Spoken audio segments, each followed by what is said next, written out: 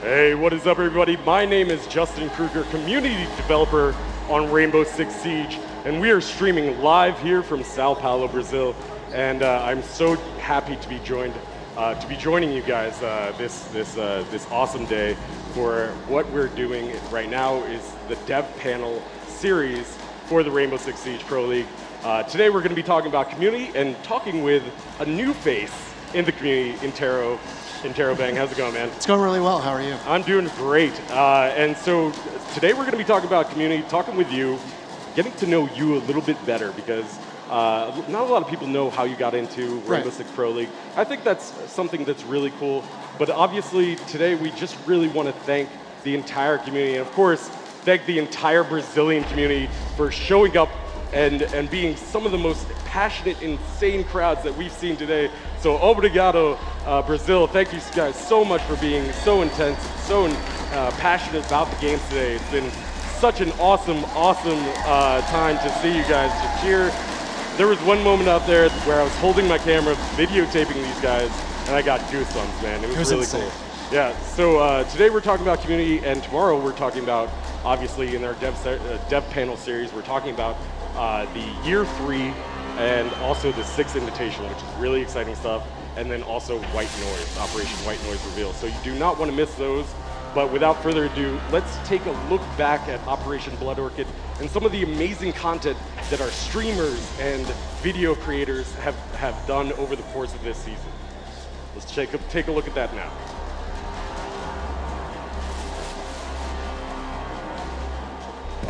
So it's gonna hit the right side and then all the way to the It's like left. definitely. You see?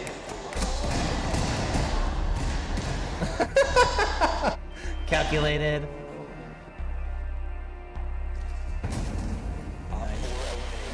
Miles, thank you for the 3 months resub.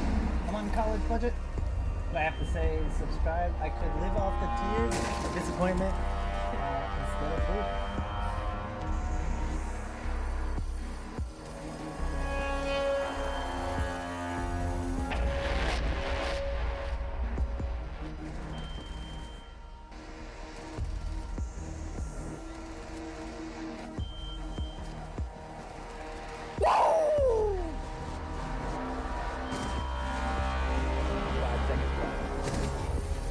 Assim que você ganhou, caralho!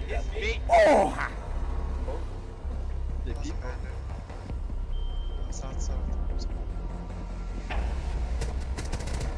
Oh, that looked like cheating. That actually kind of scared me a little bit. Okay, now I'm definitely cheating.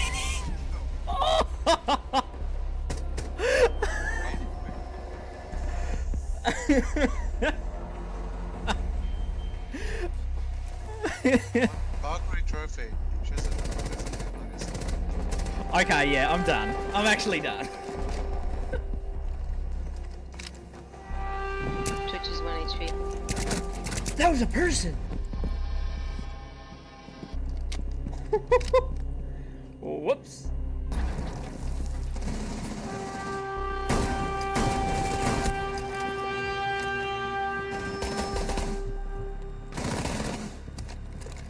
Nice.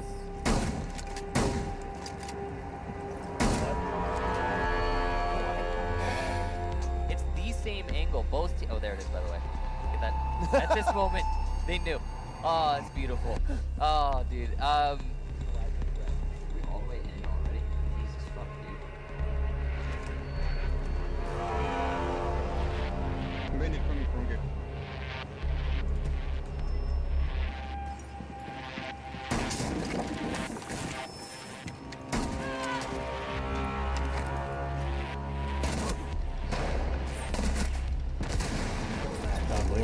Keep the biohazard container has been located. Secure the biohazard container. Hostile activity resumed. Secure the container Ace. once the threat is We got an ace. That was some really awesome stuff, Parker. And thank you so much to all of our content creators, YouTube video creators, streamers, and even if you're just posting on the Reddit, we thank you so much because you guys are the lifeblood of our community. And speaking of our community, Intero Bang, you're new to the Pro League scene, 2 months on the Pro League scene, and new to the Rainbow Six Siege community. I just want to sort of get to know you a little bit here, and ask you how you got started in casting. Where did you begin? It's a bit of a funny story. I got involved doing like administrative work for, at the time, a Call of Duty Modern Warfare 2 league online, and in one of the meetings, one of the guys who ran like the casting area of it, he's like, you have a really nice voice. You do have a really nice voice. Thank Very you. silky and smooth, yeah. I honestly believe that you could do it as well. So I mean, I don't know if anybody wants to see that, but you know. that's okay. Yeah, They don't want to see thanks. this either. I am a meme machine. If You you've are a checked, meme machine. am I think meme you've been machine. memed at least 3 times This is today. just, that's all this broadcast Yeah, has been today. exactly. But he said I had a nice voice. He said, have you ever thought about getting into casting? And I said, I never had, but I would give it a whirl. And I did a couple off-stream matches. And then from there, I had a couple friends that did some just some fun like Highlander matches for Team Fortress 2. And then, I was a bit inspired by that CSGO video where the guy would hop into random servers and pretend that it was like a DreamHack event and cast it like it was the Pro Leagues. And I started doing that. Got banned from a lot of Team Fortress 2 servers doing it, but it was fun in the Just meantime. trolled your way into the industry. That's exactly it. So, Really awesome. So just by happenstance, you got into shoutcasting, which Right. is really cool. And now, how did you get into the Rainbow Siege scene? Because not a lot of people know this, but you started in amateur leagues, right? yes, I did. So I actually, like, my first opportunity was I got back into casting doing like Overwatch for like a bunch of friends. Like a couple of my friends were trying some people out for a team and said, you know, if you could cast it, that'd be cool. Like it would bring awareness to it, maybe viewership. I was like, sure. And I ended up doing like a similar one for Rainbow Six, and people encouraged me to get involved.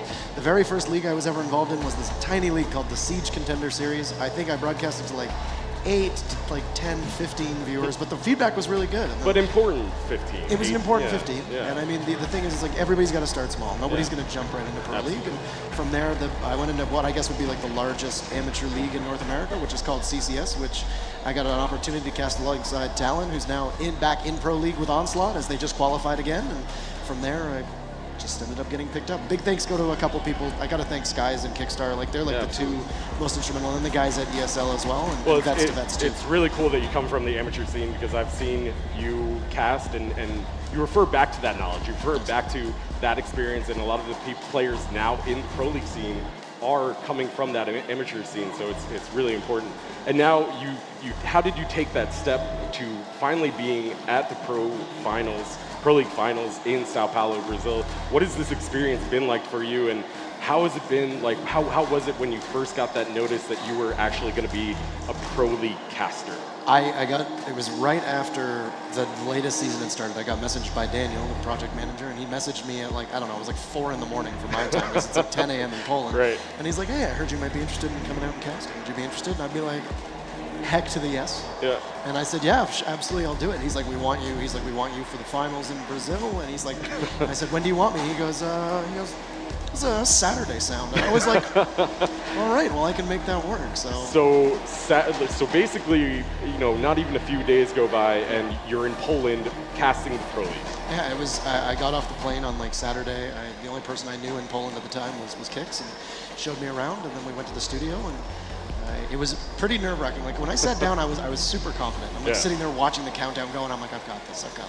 And then the intro comes on, and I'm just like, I don't got this. Like I just turned over, and I was like, I was like, take the lead, I take the don't lead got at the this. start. I don't was got like, this. take the Just lead. don't do it. Yeah. And he walked me through it, and it was good. And then from there on, it's been a learning process. It's just Cool. getting Well, comfortable. yeah, I think a lot of people have enjoyed your casting style, and I think it's bringing a lot to the scene. And I got to ask, for aspiring casters who are coming in, who want to be in Pro League or in a similar scene like that, what would you have advice for them? The biggest thing is the way you cast is you cannot cast for yourself. A lot of people, when they cast, it sounds kind of like an internal monologue, like, Right. oh, so-and-so did that, oh, they're doing that. You can't. You have to project. You have to be a showman or showgirl or showgal, because showgirl has connotations. Yeah. And you have to project, and you have to basically put on, not an act, but you have to be over the top. And the basic things are, if you are not doing it in a way that is entertaining and worthy of listening to, and if you are not accurate, you are failing at, I would say, the 2 most fundamentally important aspects of casting. So Joe Miller tweeted yesterday that there are people who just will never have the tools to ascend to the top of casting. I think that's correct by and large, but I think that most people can hack it in amateur and semi-amateur leagues quite Yeah, easily. and get that thrill of the competition. And then they can also reach out to people like you. I think you've done a little bit of trainings in the past, right? If anybody is, and I don't say everybody because I don't want my DMs just like Oh, your flooded. DMs are going to be blown up. So. But I have a standing relationship with a number of like up and coming like North American and EU casters where I always say like if you ever want like tips, I might not be able to sit down and spend like 4 hours reviewing an entire VOD, but I'll skip through a couple rounds, and if there's something any glaringly obvious that I see, I'll send you feedback on it. And the most important really cool. thing too though is that I still have so much to learn and so much to grow on that just because I say that I think you need to improve upon that doesn't necessarily mean you do. I could be wrong. Yeah. But I'll give you that feedback and you can do with it as you may. Now, this is your first finals. Yes. What has this experience been like? You've only casted one game so far. You're casting the next game, but what has this experience been like for you so far?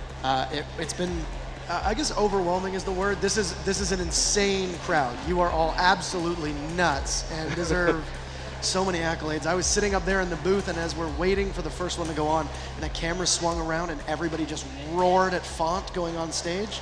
I got goosebumps, and I was like, this is something completely different than I thought. Absolutely.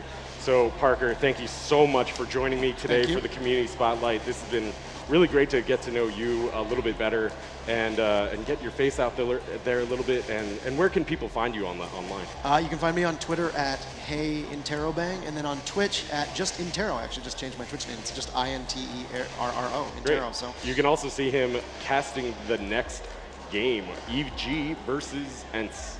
That's going to be a crazy game. Absolutely insane. I'm going to be heartbroken either way. You know? Two amazing teams, probably. I would say right now, looking at it, the most difficult matchup between the two teams, two teams at all. And it's like, whether no matter who you want to root for, it's going to be an absolute barn burner. And I imagine it'll go the full distance, which for my voice is probably not ideal, but for the viewership and you at home, it's great. Absolutely. So. Well, you got to get back up there. But before we take off, we have one little surprise for you guys.